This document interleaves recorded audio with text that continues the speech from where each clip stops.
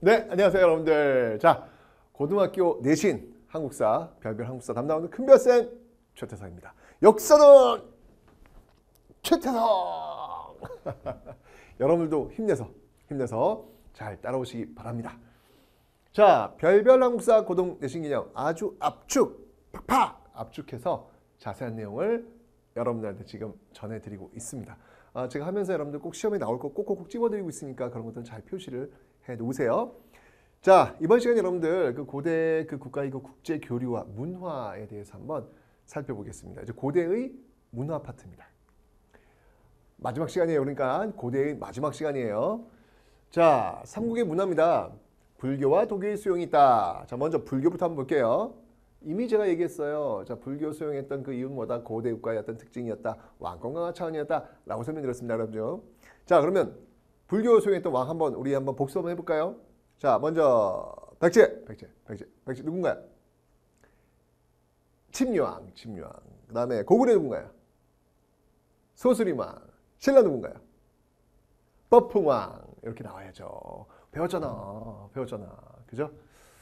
자, 수용 목적은요, 왕권 강화예요. 왕즉불이야. 왕이 곧 부처다. 라고 하는 왕즉불 사상이 있는 것이죠. 그리고 이제 지방, 따로 믿고 있는 어떤 그 신앙들을 하나로 모아낼 수 있는 어떤 그런 효과도 있습니다. 그래서 중앙 집권 국가로 발전하는데 그 중요한 요소였다라고 설명드렸죠. 불교의 수용, 그다음에 율령의 반포, 세습 이런 것들이 다 중앙 집권 국가의 요소였습니다. 자, 특징을 보면요, 국가를 보호하는 염원을 담은 건축물 축조했죠. 백제의 미륵사라든지, 그다음에 신라 선덕여왕 때의 황룡사 9층 목탑. 그러니까 핵심은 뭐냐면 호국 불교라는 거예요. 삼국 불교의 특징은 호국 불교. 근데 사실 이 호국 불교는요, 삼국 시대만의 특징은 아니고요. 이게 고려 시대도 그렇고 조선 시대도 그렇고 지금도 호국 불교의 특징을 갖고 있어요. 우리나라 불교는 어떤 국가 권력과 연결이 되어 있어요. 그래서 호국 불교의 어떤 특징이 있다라고 하는 거, 이건 어느 시대나 공통적이다라는 것을 기억하시면 되겠습니다. 됐죠? 자, 특징을 보면요, 산천숭배 그리고 신선사상과 결합. 이거 이제 도교입니다. 이제 도교에 대해서 알아보는 거예요. 도교는 쉽게 얘기하면 이 신선이에요, 신선. 예, 신선사상과 연결되어 있다라는 게 도교의 핵심이에요. 그래서 귀족사회를 중심으로 발달됐고, 자, 이제 여러분 시험 나올 거 알려드릴게요. 도교를 알 수 있는 유물들, 요게 시험에 나와요. 바로 요거 나옵니다. 요거. 자, 먼저 백제의 금동 대향로, 그 다음에 백제의 산수무늬,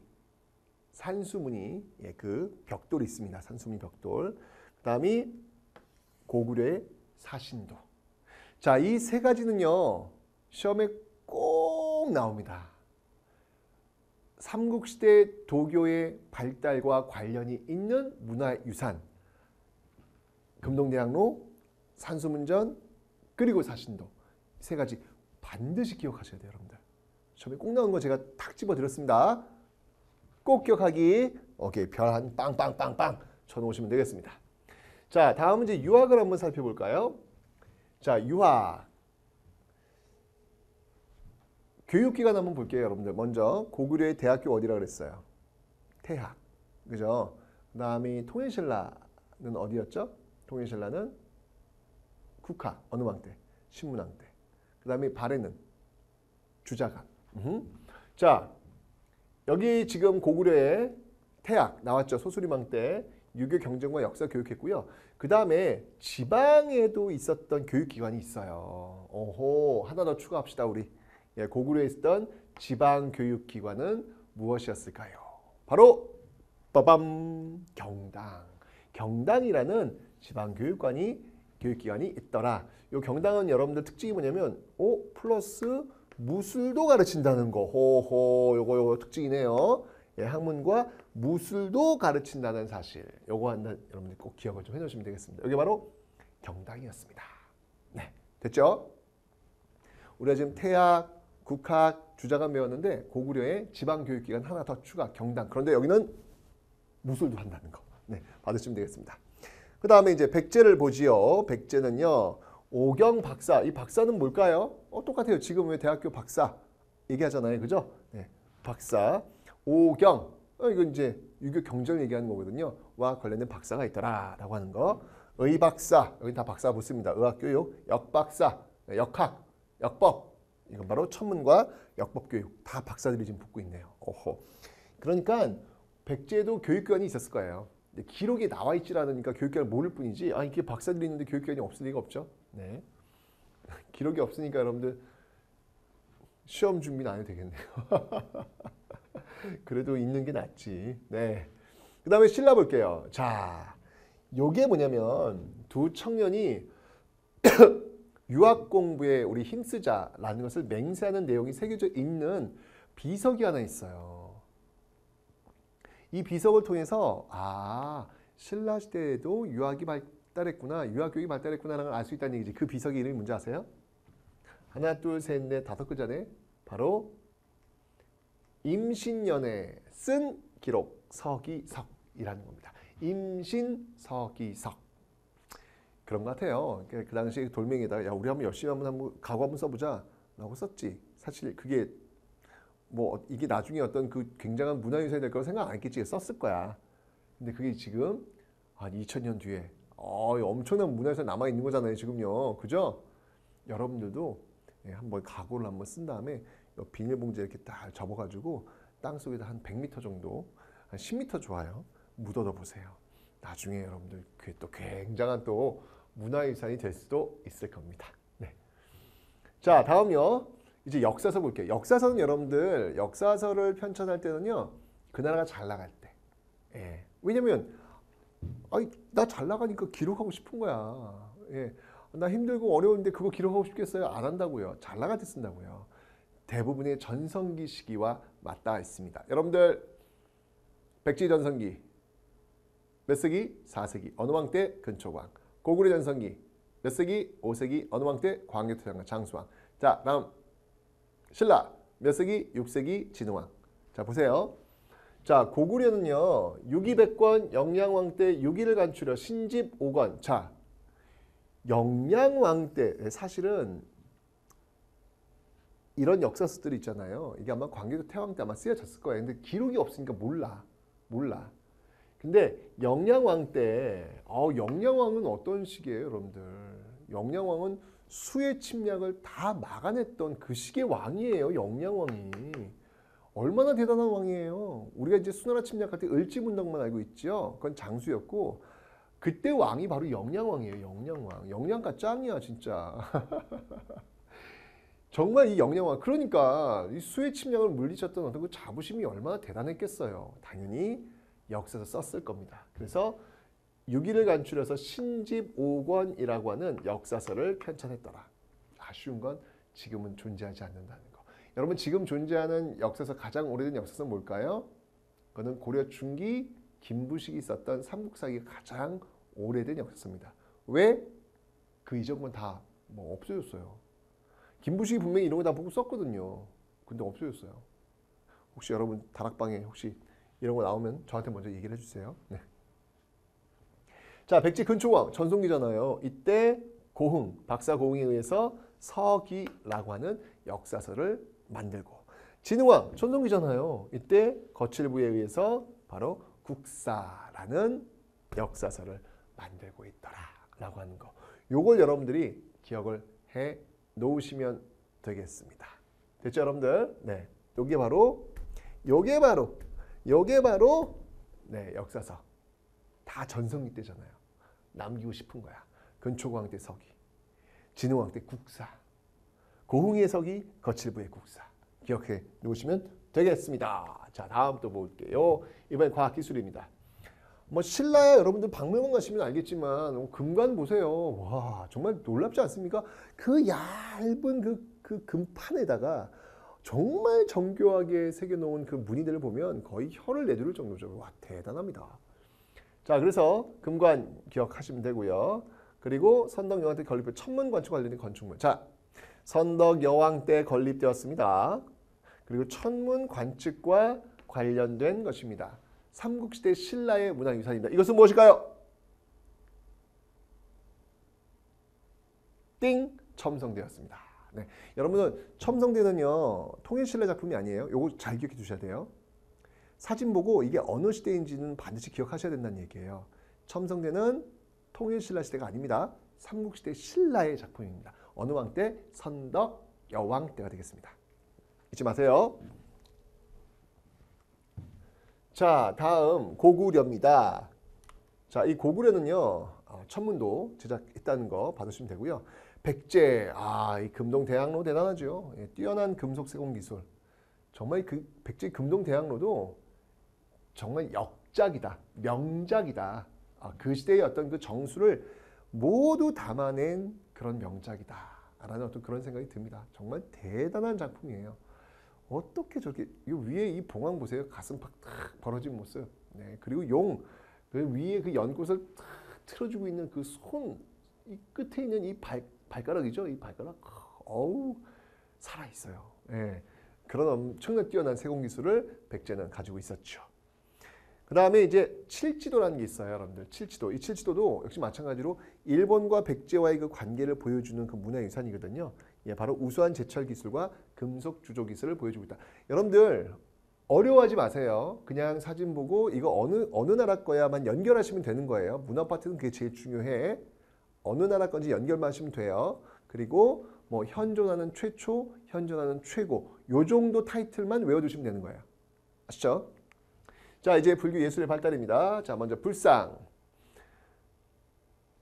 고구려에는요, 금동 연가 7연명, 연가 7연이라고 하는 게 지금 새겨진 열의 입상, 불상이라는 거예요. 이게 여러분들 그 문화재 순서는 일단 뭘로 만들었는지 소재가 먼저 나와요. 소재가 나오고, 그 다음이 특징 나오고, 특징이 하나 있으면 특징 하나 붙여주고, 그리고 일단 여러분들 먼저 그 맨 앞에 지역, 이게 어디 있는지 지역부터 먼저 나와야 돼. 지역 나오고, 소재 나오고, 특징 나오고, 그 다음에 그 불상, 어떤 부처인지, 그리고 형태가 무엇인지 다 이런 순서예요. 이런 순서에서 나오는 거거든요. 그래서 금동 연가칠연명 열의 입상 이렇게 이제 부르는 건데, 여러분들 이제 삼국시대 불상을 이렇게 보시면요, 다 그 옅은 미소를 짓고 있어요. 그러니까 웃고 있는 그런 모습들이 있습니다. 웃는 거야. 아마 그런 거 아닐까? 삼국시대 처음 불교 들어오잖아요. 백제는 어느 왕 때? 침류왕. 신라는 법흥왕. 고구려는 소수림왕.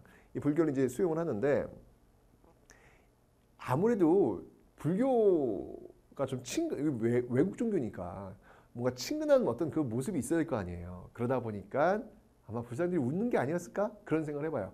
그런데 통일신라 딱 가면요, 석가람 본전부 보세요. 완벽한 그런 압도하는, 웃음기 싹 뺀 압도하는 권위가 보이잖아요. 그죠? 그러니까 삼국시대 불사의 특징과 그리고 통일신라 시대 불사의 특징은 얼굴을 보시면서 좀 구분을 하시면 됩니다. 자, 금동연가 7년명 열의 입사. 이거 어느 나라 거? 고구려. 이거 이름까지 외울 필요는 없어요, 여러분들. 그거는 좀 내가 볼 땐 좀 오버야. 하지만 이게 어느 나라 건지는 아셔야 돼요. 많지 않아요. 이거 하나밖에 없어요, 고구려. 예, 금동연가 7년명 열의 입사 하나밖에 없어요. 그 다음에 백제 이제 지역. 일단 서산 용현리입니다. 용현리의 특징, 마에. 돌에다 새긴 거예요. 마에 삼존상. 부처님이 3명이 쪼르륵 있는 거야. 3명의 부처님이 쪼르륵 있는 서산 용현리 마에 삼존상. 요거는 이제 여러분들 백제의 미소다라고 해요. 백제의 미소다. 백제의 미소다. 이것도 혹시 웃고 있어요. 예. 딱 이 사진 나오면 이름을 몰라도 이거 백제 거야, 백제 거. 이렇게 여러분들이 가시면 되는 거예요. 됐죠? 그 다음에 신라에 보면요, 경주, 배동, 역주 마찬가지로 지금 지역 나오죠. 그 다음에 석조, 재료예요, 재료, 소재. 그 다음에 부처님, 그 다음에 형태, 삼존 입상 이렇게 나왔습니다. 경주, 배동, 석조, 열의 삼존 입상 서 있잖아요, 지금요. 이렇게 있습니다. 역시 이 부처도요, 또 웃고 있어요. 공통점 다 웃고 있다는 거예요. 이게 바로 삼국시대의 불사의 특징입니다. 요거 하나씩밖에 여러분들 교과서에 나오지 않으니까 하나씩만 연결해 놓으시면 되겠습니다. 불상 됐죠, 여러분들? 네, 사진 보시고 이거 고구려야, 이거 백제야, 이거 신라, 요것만 아시면 돼요. 탑. 고구려는 뭐 현존하지 않고요. 백제에는요, 두 개의 탑이 있죠. 익산 미륵사지 석탑과 부여 정림사지 5층 석탑이 있습니다. 익산 미륵사지 석탑은 여러분들 누구와 관련되는 거냐면 백제의 무왕과 관련이 돼요. 백제 무왕하면 또 연결되는 게 누구예요? 이게 바로 서동이잖아, 서동. 서동이 나중에 이제 무왕이 되는 거잖아요. 그럼 서동하면 여러분들 서동요 있잖아, 선화공주, 그죠?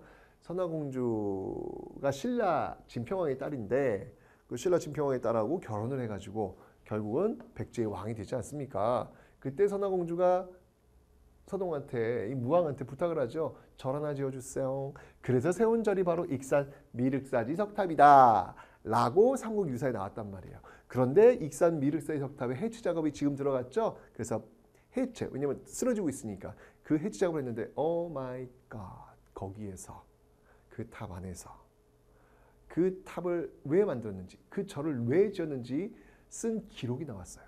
그런데 이게 웬일이죠? 선화공주는 거기에 없었어요.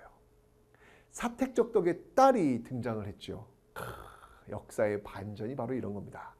그래서 여러분들 탑은요, 이렇게 고대사의 비밀을 갖고 있어요.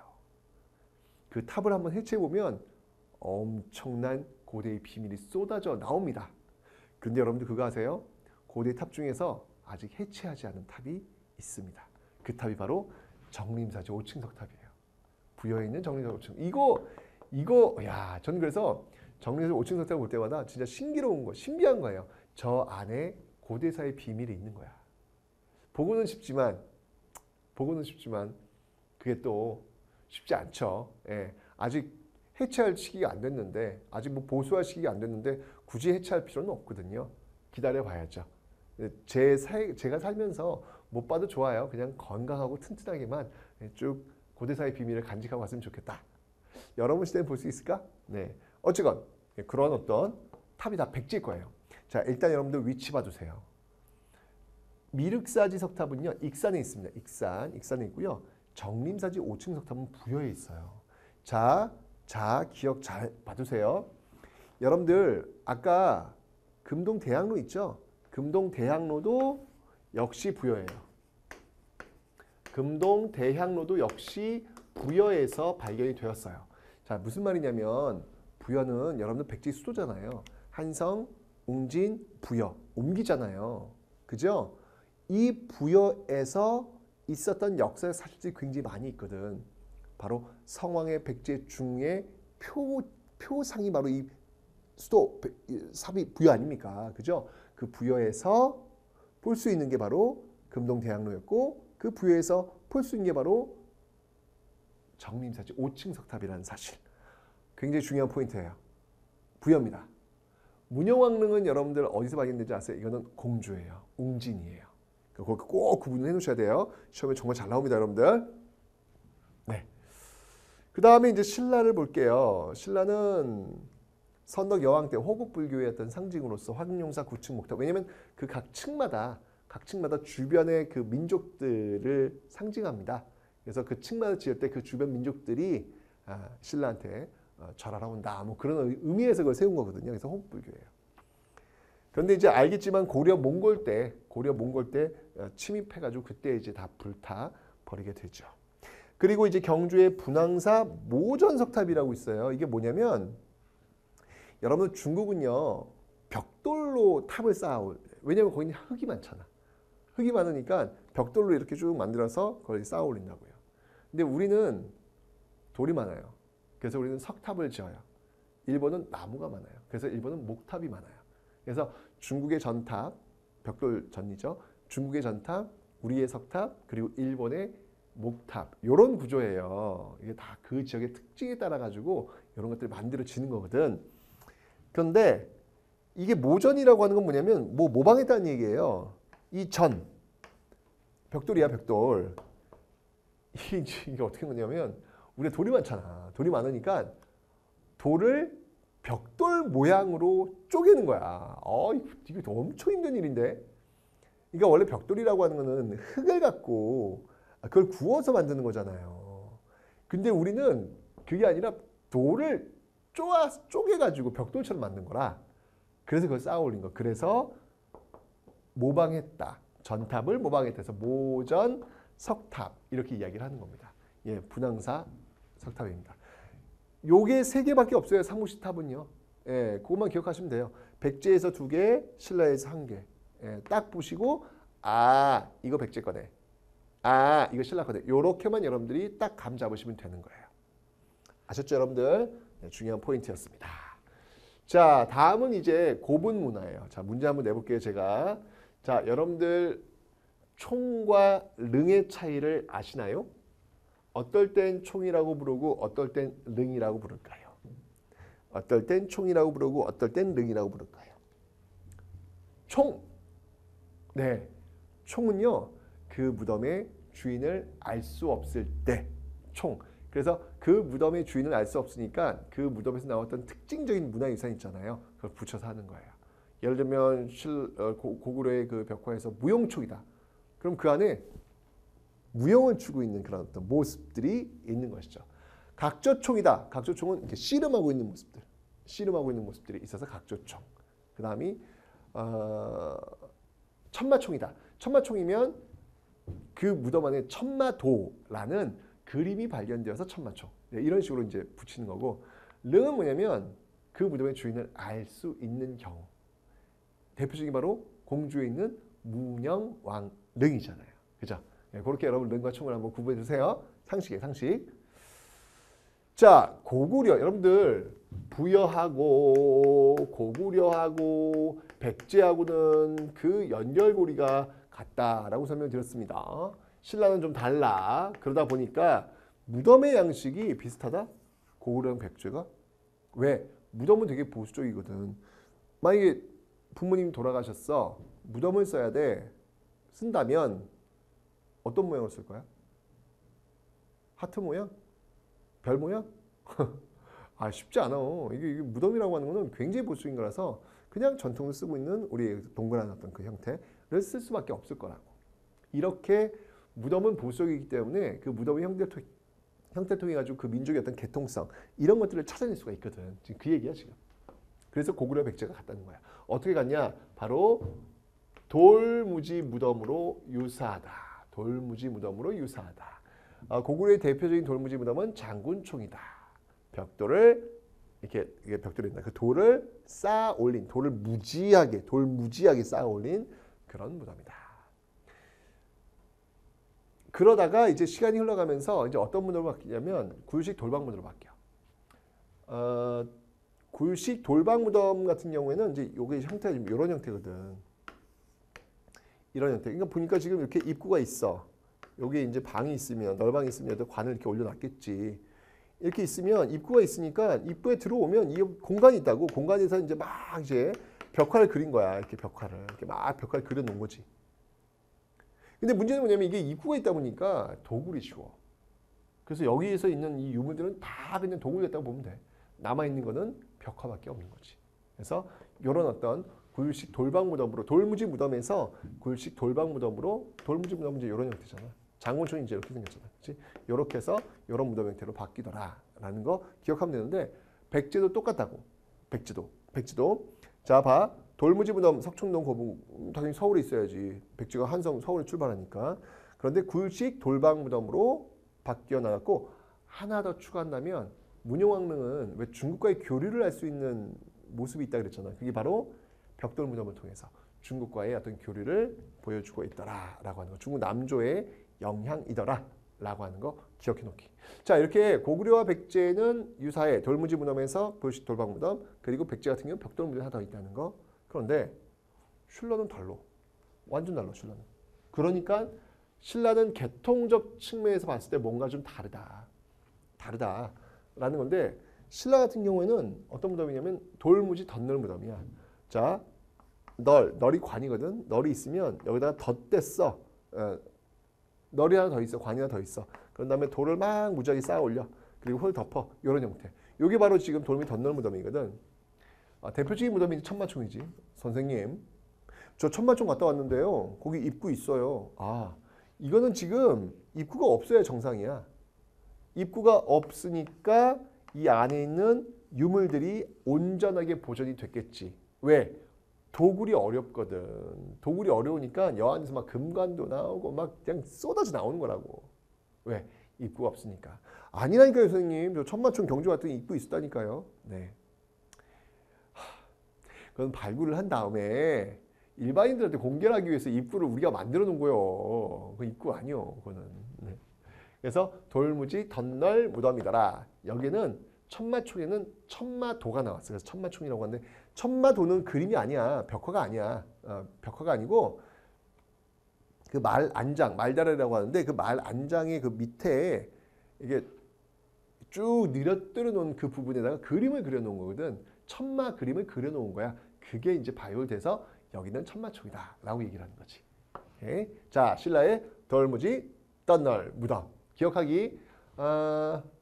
고구려 백제는 돌무지 무덤에서 구일식 돌방 무덤으로 백제의 벽돌 무덤 문형원에 하나 있다는 거 추가하고, 그 다음에 신라 같은 경우에는 돌무지 덧널 무덤이라는 사실, 차이가 있다는 사실 기억하시면 되겠습니다. 자, 이제 대외 교류 한번 살펴볼까? 삼국의 대외 교류. 우린 지금 삼국시대 공부하고 있으니까 중국 서역과의 교류를 이렇게 보면은 와, 고구려가 서역 지역 저쪽 그 중앙아시아 이쪽으로 이제 가는 건데, 여기 보면은 각저총 벽화에 서역인이 등장한다. 씨름할 때 그거 잘 봐봐. 그 사람들 얼굴 보면은 한 사람은 우리나라 사람들 얼굴 형태야. 근데 한 사람은 우리나라 사람의 코도 약간 이렇게 그 서양인, 중동인처럼 이렇게 생긴 그런 모습들이 보이고 있거든. 고구려에 그러면 그 서양인들이 들어왔으니까 그런 그림을 그렸겠지, 그지? 그리고 또 서역에 가면 아프라시아브 궁전 벽화에 고구려 사신이 이렇게 딱 깃털을 이렇게 딱 꽂고 있는 고구려 사신이 등장하는 모습도 보이고 있거든. 이런 것들을 통해서 와, 교류가 많이 있었구나. 우리나라에서도 서역인이 보이고 서역에서도 우리나라 고구려인이 보이니까 교류가 있으니까 그런 모습 보인 거지, 그지? 이런 것도 있더라. 옛날에도 야, 그 먼 거리를 참 교육을 했구나라는 생각이 드니까 참 놀랍더라고. 백제는 중국 남조의 교류, 아까 방금 얘기했잖아. 어느 무덤에서 볼 수 있다? 바로 벽돌 무덤, 문영왕릉에서 볼 수 있다는 거. 요거 이제 받으면 되는 거고. 신라는 고구려와 백제를 통해서 중국 문물을 수용을 하죠. 왜냐면 고립돼 있으니까. 그러다가 이제 한강 유역을 점령한 다음부터 이제 직접 교류가 이루어졌다. 어느 왕 때? 전성기, 신라의 전성기, 진흥왕 때. 오케이. 자, 서역과의 교류, 신라 고분에서 또 서역에 또 유리 공예품. 그러니까 서역인들이 지금 뭐 고구려, 백제, 신라 할 것 없이 전방위적으로 지금 와서 교육을 하고 있구나라는 걸 보여준다는 얘기지. 그리고 금제 보검, 페르시아 계통의 이런 그 모습들이 보여주고 있더라라고 하는 거. 자, 이번 이제 일본과의 한번 관계를 볼까? 일본과는 정말 긴밀한 교류가 이루어지고 있었거든. 고구려의 강서, 수산리, 고분 벽화에 있는 그림 보라고. 이 그림하고 그 다음에 다카마스 고분의 벽화에 있는 그림을 보라고. 굉장히 유사하거든. 아주 비슷하거든. 그 다음 담징, 고구려 담징, 종이와 먹지조 방법을 전수했고 호리사 금당벽화를 그렸다라고 이야기했지. 담징은 고구려 사람이야. 그러니까 여기서는 포인트가 뭐냐면 이제 사람들이 등장할 때 그게 어느 나라 사람인지 를 좀 아는 게 중요해. 그 사람이 뭘 했다 이것까지 아는 건 좀 부리고 어느 나라 사람인지. 담징은 고구려 사람이라고. 그리고 혜자, 쇼토쿠 태자의 스승이 되었던 혜자. 어이구, 그 태자의 스승까지 되었으니까 엄청난 거잖아. 그러니까 담징과 혜자는 고구려 사람이다. 요게 중요하다는 얘기야. 담징과 혜자. 일본에 많은 영향을 끼쳤던 담징과 혜자는 고구려 사람이다. 라는 거 기억하기. 자, 다음. 백제. 자, 백제는 호류사의 백제 관음상 이런 거 영향 주었고, 그 다음에 일본의 태자에게 한자 교육을 했던 인물이 있네. 이 사람 누구냐면 바로 아직기. 담징과 혜자는 어느 나라 사람? 고구려 사람. 아직기는 백제. 그리고 천잠과 논어 전파했던 왕인. 아직기와 왕인은 바로 백제인이다 라는 거. 노리사 측에는 불경 불상을 또 전파, 불교 보고. 하여튼 아직기, 왕인, 노리사 측에 다 백제인이다 라는 거 기억하면 되고, 신라는 조선술과 축제술은 뭐냐면 이거는 이제 제방을 쌓아 올리는 기술, 즉 저수지 만드는 기술, 이런 걸 접하했다는 거. 그다음에 가야도 뭐 철기 문화, 토기자 기술 전파해가지고 일본 그 토기 바로 스에키는 뭐냐면 이런 얘기가 있더라고. 그러니까 쇠 있지 쇠 단단한 철 그 쇠처럼 단단한 그릇이다 라고 해서 스에키 이렇게 이제 발음됐다고 하더라고. 예, 가야의 스에키에 영향을 미쳤다. 그래서 이런 어떤 고구려 백제 신라의 어떤 그런 문화들이 바로 영향 일본 아스카 당시 그 아스카 지역 그 문화의 형성에 기여했다라고 이야기를 하고 있는 겁니다. 됐죠, 여러분들? 담진과 해전 어느 나라 사람? 고구려 사람. 오케이. 아직기 왕인 어느 나라 사람? 백제 사람. 교류 기억하면 되겠습니다. 자, 이제 통일신라로 한번 가보자고. 통일신라. 자, 통일신라로 왔어. 자, 특징을 보면은 이게 경전 연구 중심의 불교 발전, 학문적 성격이 더욱더 강화됐다는 거. 근데 뭐 이런 건 중요한 게 아니고 통일신라의 대표적인 승려가 있다고. 완전 중요하고 시험에 꼭 나온다. 이 사람. 완전 중요해. 완전 중요해. 원효.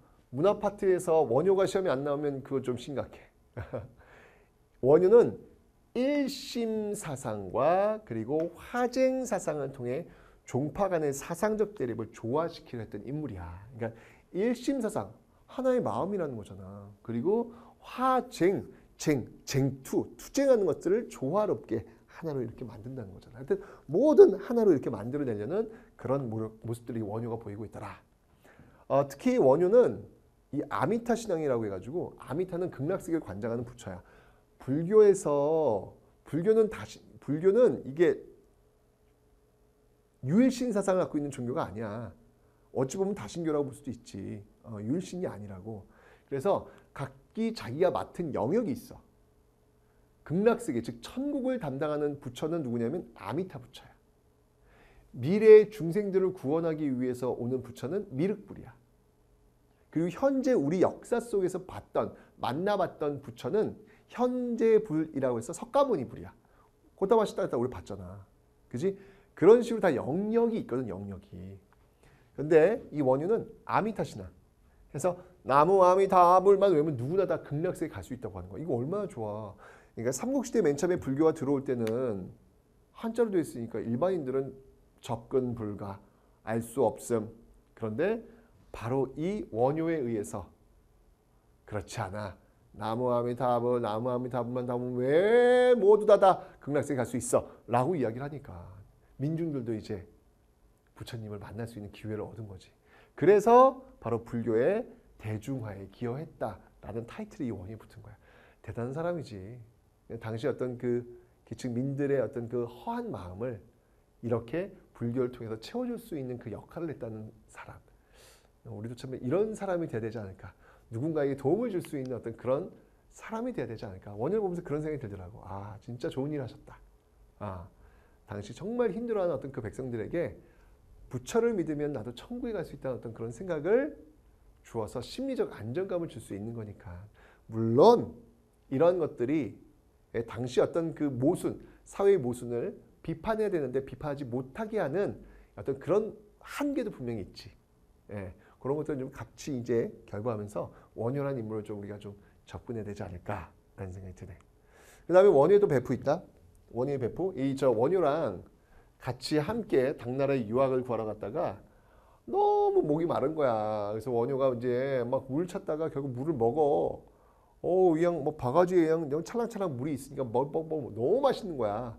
근데 그 다음날 아침 일어나 보니까 뭐야, 어젯밤에 먹었던 그 맛있는 물이 해골 바가지에 담겨있는 썩은 물이었다는 거. 그때 이제 원효가 자기 친구한테 얘기하지. 나는 이미 법을 깨달았어. 난 돌아갈게. 하지만 그 옆에 있었던 친구는 끝까지 유학길을 멈추지 않았다는 썰이 전해지고 있지. 기록이 없다 이런 얘기. 이게 누구냐면 바로 원효의 친구 바로 베프, 바로 의상이야, 의상. 당 유학 후 화엄종. 그러니까 의상 같은 경우에는 조금 좀 귀족적인 왕권 강화에 좀 도움이 되는 그런 쪽. 원효가 아주 그 민중의 밀착형이라면 의상은 왕권에 좀 이렇게 밀착하는 그런 모습들이 많이 보이고 있어. 화엄종이라고 하는 것도 어떤 그 왕권을 중심으로 하나가 돼야 된다라고 하는 어떤 그런 어떤 배경이 되거든. 그래서 이런 것들을 했다라는 거. 그래서 화엄사상 정립, 부석사 등 여러 사찰을 건립했다는 거. 왕권 강화 일바지이고 통일지구 신라 사회 통합에도 기억하면 되겠습니다. 그 다음에 이제 여러분께 기행문 있죠. 왕, 갈 왕자야. 어딜 갔어? 오천축국에 간 거야. 아, 이거 어디냐면 인도야, 인도. 인도 지역에 가서 보고 들은 것들을 썼던 기행문. 누구지 이게? 해초. 해초의 왕 오천축국전. 그래서 통일신라 시대 때는 불교의 대중화에 힘썼던 원효, 그리고 화엄종의 의상, 왕 오천축국전의 해초. 반드시 기억하기. 시험에 꼭 나온다. 꼭 나와. 원효, 의상, 해초. 꼭 나와. 반드시 기억하기. 오케이. 자, 다음 이제 유교. 통일신라 지금 공부하는 거. 통일신라. 자, 유교 우리 이미 공부했잖아. 대학교, 통일신라, 신문화, 왕권 강화. 그래서 세운 대학교 바로 국학을 설립했다는 거. 그 다음에 여기 있다. 관리선발제도라는 게 있는데 이거 좀 중요한 포인트야. 봐, 내가 아까 앞 강의에서 신라 시대를 이렇게 세 등분했잖아. 신라 상대, 신라 중대, 신라 하대 구분했잖아. 그래서 빰빰빰빰빰빰 여기까지가 삼국시대의 신라다. 그리고 중대화대는 통일신라다 얘기했는데 왕권 강화를 보면 이렇게 올라갔다가 이렇게 떨어진단 말이야. 이렇게 떨어지는데 신라 하대는 이런 모습인데 신라 하대 왕권이 막 떨어지고 있고 왕권은 추락하고 있고 귀족권은 막 강화하고 있는 이런 상황 속에서 왕실에서 관리선발 제도를 하나 만들어. 그게 뭐냐면 바로 독서 삼품과. 뭐냐면 귀족들한테 독서 책을 읽혀. 읽은 다음에 그 결과를 가지고 세 개의 품으로 나누는 거야. 나눈 다음에 거기에 맞게 관직을 주는 것. 그러니까 일종의 고려시대 처음 시행되었던 광종 때 시행되었던 과거제. 그 과거제의 전신이라고 볼 수 있는 거지. 이게 바로 독서 삼품과야. 이거 어느 왕 때냐고? 원성왕 때. 그러니까 원성을 들어. 귀족들한테. 원성을 얼마나 들었겠어. 아니 귀족들은 가만히 있어도 먹고 사는 게 다 해결되는데 이거 과거 시험을 봐가지고 지금 이걸 하겠다는 얘기 아니야. 불만 많지. 게다가 이게 원성왕이 활동했던 데가 신라 하대거든. 신라 하대는 왕권이 없어요. 그런데 그 왕권이 없는 이 왕이 귀족들을 찍어 누르겠다. 이게 되겠냐고. 안 돼. 될 리가 없지. 그래서 결국 독서 삼품과는 거의 시행되지 않는다. 이렇게 이해하면 되겠습니다. 자, 유교의 발전. 이 대표적인 유학자 한번 볼까요? 통일신라 유학자 누가 있을까요? 자, 기억나? 설총. 어느 왕 때? 어느 왕 때? 왕권 강화했던 육특품들 이런 사람들 적극 등용했던 왕 신문왕. 그래서 이두를 정리하고 왕에게 직언하는 사람을 옆에 둬라라고 하는 그런 화왕계를 또 바치기도 했던 참모 역할도 했던 그런 인물이 바로 설총이더라. 설총의 아버지는 누구? 원효예요. 원효. 승려가 아기를 낳았어요? 네. 민중 속으로. 네. 원효는 민중 속으로. 자, 강수는요. 외교문서를 작성했고요. 그 다음에 화랑세기, 한산기, 고승전. 화랑도에 대해서 알 수 있겠고 한산기는 어디냐면 여러분 그 구주 오소경 아니다. 구주 오소경에서 한주 있죠. 한주. 네, 그 지역에 파견되어 가지고 그 지역의 어떤 풍물을 썼던 기록이에요. 그래서 한산기. 고승전이라고 하는 건 여러 승려들에 대한 기억. 이거 쓴 사람이 누구냐면 김대문이라는 사람입니다. 네, 김대문이라는 사람이 화랑세기, 한산기, 고승전 이런 것들을 저술했다라는 거.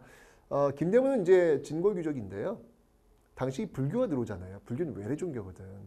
그 외래 종교가 확산되는 것들에 대한 반발이 있었던 거예요. 그래서 우리 것에 대한 관심 그런 차원에서 다 이게 다 우리 거에 대한 관심이잖아요. 그래서 이런 것들을 지금 김대문은 쓰고 있다라는 거. 그 다음에 자 이거 우리 할아버지죠. 예, 당나라 유학 갔고요. 예, 당나라에서 여러분들 빈군과라 그래가지고 유학생 대상의 과거 시험을 보거든요. 거기에 또 우리 할아버지 합격하셨네.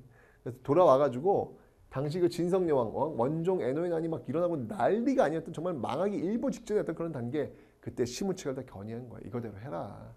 받아들여지지 않아요. 그래서 결국 우리 할아버지는 산속으로 들어와서 신선이 되었다는 그런 전설이 전해지고 있다우. 네. 그의 저서는요. 개원필경, 토황소 경문. 토벌한다는 얘기죠. 그 당시 이거 당나라에서 황소의 난이 일어났거든요. 황소의 난을 토벌하는 경문을 써가지고 직접 이 황소가 그 얘기를 듣고 깜짝 놀래가지고 너무 놀래가지고 막 우르릉 떨어졌다. 심지어 떨어졌다 뭐 그런 이야기도 있을 정도로 경문 아주 잘 썼던 그런 글이라고 합니다. 자, 최초원 이 최초원이 육두품 출신이잖아요. 이런 육두품이 등용이 돼야 되는데 안 된다고. 이게 신분책 받아들이지 않는다고. 결국은 어떻게 되는 거예요? 결국 이 육두품들은 지방 호족과 결합되었고 그들이 새로운 나라 고려를 세우게 되더라라는 것이죠. 자, 불교 예술의 발달, 건축을 볼게요. 여러분들 삼국시대 건축물 뭐가 있었죠? 삼국시대 건축물은 남아있는 게 없네요. 그죠? 삼국시대 건축물은 남아있는 게 없어요. 하지만 통일신라 오면 있죠. 바로 경주 불국사. 그죠? 불국토의 이상세계를 표현했고요. 불국사 3층 석탑. 우린 석가탑이라고 부르죠. 불국사 3층 석탑과 다보탑이 딱 그 앞에 있습니다. 네, 불국사. 그 다음이 인공석굴사원 바로 경주 수학여행 가면 꼭 가보잖아요. 여기 석굴암. 그죠? 바로 비례와 균형의 조형미. 불국사와 석굴암이 있더라라고 하는 거 건축에서 여러분들이 보시면 되겠습니다. 불국사와 석굴암. 어느 시대? 삼국시대 아니에요. 통일신라 시대.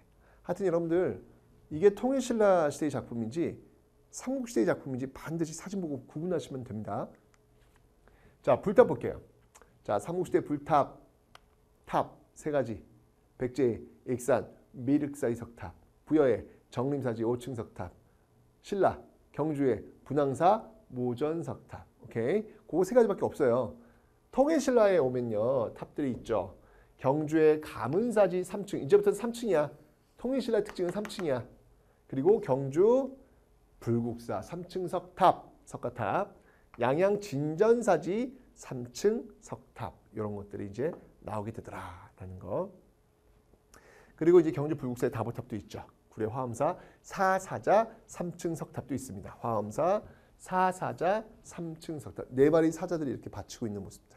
사사자 3층 석탑. 그래서 이렇게 가문사 하나, 경주 불국사 하나, 양양 진전, 이 진전사지를 이렇게 보면은 이건 이제 신라 하대에 만들어진 걸로 보이는데 여기 이제 탑 표면에 이렇게 그림 같은 것들을 이렇게 부처님들이 이렇게 새겨놨어요. 그래서 이런 어떤 특징이 있다는 거 이거 받으시면 되겠습니다. 됐죠, 여러분들? 자, 불탑 됐고요. 그 다음에 범종. 승탑 하나 먼저 하고. 승탑은 뭐냐면 아까 불탑은 부처님의 사리를 모시던 탑이에요. 그래서 즉 불탑은 부처님이야. 승탑은 뭐냐면 승탑은 스님의 사리를 모시던 탑이야. 스님의 사리를 모시던 탑이야.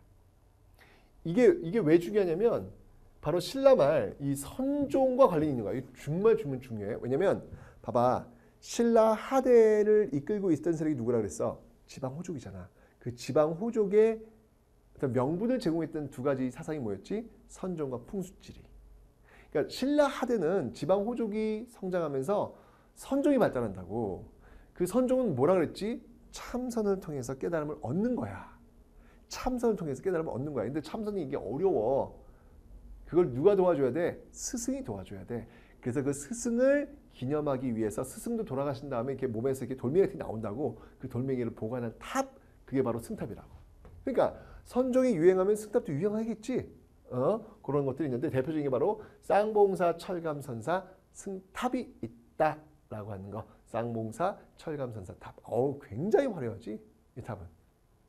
기억하기. 하여튼 신라하대 선종의 발달 보여주는 유물은 승탑. 구산선문 승탑 다 연결하기. 오케이? 왜 선종하면서 왜 그 9개의 산 유명한 산 그 선종 그 사찰이 있는 구산선문 배웠잖아. 그지? 그 구산선문 딱 지도 주고 이 종교와 관련이 있는 문화유산 무엇인가 하면 승탑. 쌍봉사 철감선 승탑 사실 나올 거거든. 딱 보고 고르면 되는 거야. 오케이? 그 다음에 범종. 자, 상원사 동종. 현존하는 가장 오래된 종. 알아두기. 현존하는 가장 오래된 종. 최고. 이걸 이제 최고라 그래. 최고는 베스트의 의미가 아니고 가장 올드한. 최고. 가장 올드한 그런 범종. 상원사 동종이라는 거 기억해 놓고. 하여튼 문화재에서 사진 보고 이거 어느 시대야 요거 아는 거 중요하고 그 다음에 우리나라 최초 또는 우리나라 최고 이런 타이틀 붙는 거 요거는 알고 있어야 되는 거야. 상원사 동종. 그 다음이 우리나라 범종 중에 가장 큰 범종. 그건 바로 에밀레 하는 에밀레종이라고도 하지. 성덕대왕 신종. 이건 경주 박물관에 가면 볼 수 있거든. 성덕대왕 신종. 우리나라 범종 중 가장 큰 종. 우리나라에서 가장 오래된 종은 상원사 동종. 가장 큰 종은 바로 성덕대왕 신종. 오케이. 자, 요거는 기억을 해두시라. 자, 그 다음에 기타. 야, 이게 불국사 3층 석탑도 이제 막 해체를 해야 되고 수리를 해야 되는 상황이 열어봤어. 역시 또 익산 미륵사의 석탑처럼 보물이 나왔네. 뭐가 나왔어? 바로 여기에 목판인쇄물 무구정광 대다란이경이 나왔네. 현존하는 세계에서 가장 오래된 목판인쇄물. 알아야 되겠지? 봐봐 지금. 현존하는 가장 오래된 동종 뭐였지? 상원사 동종. 현존하는 종 중에 가장 큰 종은 성덕대왕 신종 나왔지. 현존하는 세계에서 가장 오래된 세계야. 이건 세계야. 세계에서 가장 오래된 목판 인쇄물 바로 무구정광 대다란이경. 어디서 나왔다고? 불국사 3층 석탑에서 나왔다고. 반드시 기억하셔야 합니다, 여러분들. 이만큼 목판 인쇄물이 발달했다라는 거. 오케이. 자, 그 다음에 이제 건축, 기타 건축 뭐가 있냐면 경주 동궁과 월지가 있는데 아마 안압지라고 아마 이야기를 많이 하지. 안압지. 요것도 통일신라 시대 때, 상무시대 신라가 아니라 통일신라 시대임을 반드시 기억하기. 우수한 조경 건축 기술과 화려한 귀족 문화를 보여주더라. 수많은 유물이 막 출토되고 있어. 여기서 이제 주사위 같은 것도 출토됐다. 그래서 주사위 이렇게 더 굴리면 거기서 막 이렇게 간지럼 피우기, 뭐 술 한잔 마시기, 뭐 이런 어떤 벌칙들이 있는 거야. 그래서 참 그 당시 사람들도 이렇게 재미있게 놀았구나 라는 거. 그 다음에 고문. 신라 시대에 오면 원래 신라가 돌무지 무덤이었잖아. 기억나지? 돌무지 무덤. 요게 이제 고구려 백제와는 다르다 그랬잖아. 고구려 백제는 돌무지 덧널 무덤에서 굴식 돌반 무덤을 가는데 신라 같은 경우에는 좀 다르다. 돌무지 무덤이라고 했는데 신라가 이제 통일신라로 접어들면서 역시 여기도 굴식 돌반 무덤으로 바뀐다고. 굴식 돌반 무덤으로. 특히 이제 김유신묘 같은 경우에는 호석. 그러니까 이렇게 무덤이 있으면 이렇게 무덤이 있으면 여기다가 이제 이게 호석 보호하는 그 돌을 이렇게 두른 거야. 여기다 이제 뭐 12지 신상 이런 것들을 이렇게 그려 넣었다라는 이야기. 이게 이제 김유신묘의 특징이다라는 거 받으면 되겠지. 자, 이제 마지막으로 이제 발해 한번 보자고. 발해. 하여튼 다시 한번 얘기하지만 문화 파트는 사진 보고 이거 어느 시대인지 기억하면 되고 뭐 현존하는 세계 최고 또는 뭐 최초 뭐 이런 내용들만 딱 연결해 두면 문화 파트는 뭐 거의 문제 없다라는 거. 자꾸 이게 이름대로 외우려고 하지 말고. 자, 발해는 고구려 문화 계승했잖아. 그지? 그리고 당문화 수용도 또 이렇게 받았다는 거 이미 얘기했고. 자, 이제 중요한 거. 고구려 문화 계승의 근거를 아는 게 제일 중요하거든. 바로 온돌이 있다는 사실. 온돌 장치, 기와문양, 불상석 등등 고구려 문화를 계승했다는 것. 특히 정혜공주묘가 있는데 여기는 굴식 돌방무덤이라서 또 모주림 천장이고, 모주림 천장은 뭐냐면 이게 모서리가 있잖아. 이게 아래에서 위를 쳐다보면 이게 위에 천장이 보일 거 아니야. 그 천장에 이게 모서리가 이렇게 돌려가면서 줄어드는 거야. 이게 이제 사실 고구려 무덤 양식에 보이는 어떤 그런 무덤이거든. 이게 이제 발해에서 보인다는 거. 내가 얘기했잖아. 무덤이라고 하는 건 굉장히 보수적이라고 잘 안 바뀐다고. 그래서 발해와 그래서 고구려와 백제의 무덤이 유사하고, 그리고 발해도 고구려의 문화와 굉장히 유사하다는 걸 여기서 보여주는 거지. 오케이. 그래서 굴식 돌방 무덤 그리고 모주림 천장 고구려 계승했네. 오케이. 다음. 하지만 고구려 문화만 가져온 건 아니고 이렇게 당문화에 영향을 받은 것도 있어. 이미 다 했지. 당나라의 그 장안성을 본떠서 만들었던 거 바로 상경성. 여기에 이제 뭐가 있냐면 여기에 주작대로라고 있다. 주작대로. 이렇게 궁성이 이렇게 있으면 그 앞에 쭉 길을 낸 거야. 이게 주작대로. 길을 쭉 낸 거. 주작대로. 요거는 바로 당의 장안성을 모방을 해가지고 만든 거거든. 그러니까 이런 건 당연히 영향을 받은 거지. 그지? 그 다음에 정효공주묘가 있다. 아이고 이거 헷갈리지. 정혜공주는 이게 다 문왕의 딸들이야. 딸들인데 정혜공주는 고구려 계승이고 정효공주는 또 이게 중국 계승이다. 아, 이 골고루야 또 아주. 그래서 벽돌무덤. 이 벽돌무덤에 그 백제의 그 문효왕릉 중국의 영향을 받았다 그랬잖아. 벽돌무덤의 형태. 이런 모습들이 정효공주묘에서는 보이고 있다라고 하는 거. 자, 발해의 불교를 보면 굉장히 발달했는데 뭐 문왕 같은 경우에는 뭐 스스로 불교를 성황이라고 칭하기도 했고, 그다음에 사원 뭐 많이 굉장히 세웠고, 뭐 고대 뭐 이거 뭐 어느 발해만 그런 게 다 마찬가지지 뭐. 그다음에 영향, 발해의 그 현존하는 유일한 탑이 하나 있다. 이게 뭐냐면 바로 영광탑이라는 거. 요거 왜냐면 현재 남아있는 유일한 이런 수치가 붙는 건 꼭 기억해 두라고 그랬잖아. 그지? 유일한 탑, 영광탑. 유일한 탑, 영광탑. 발해의 탑이야. 기억해 두기. 그 다음에 이제 불상이 하나 있는데 이 두 부처가 나란히 있는 불상인데 바로 고구려의 영향을 받았다. 바로 이불병좌상. 굉장히 그 고구려 특혜. 그 마치 그 금동영가 7년명 열애 입상 있잖아. 그 모습하고 상당히 유사한. 그런 모습들. 그래서 이런 걸 통해서도 어떤 그 고구려의 영향을 볼 수 있다. 이렇게. 발해의 문화유산이 많지 않아. 발해의 문화유산 딱 사진 보고 이거 발해야. 이거 알아야 되는데 특히 이불병자상 시험에 잘 나오고 영광탑도 시험에 잘 나오니까 꼭 봐두기. 오케이. 자, 그 다음에 이제 교육. 발해의 교육. 이것도 배웠지. 발해의 대학교 어디?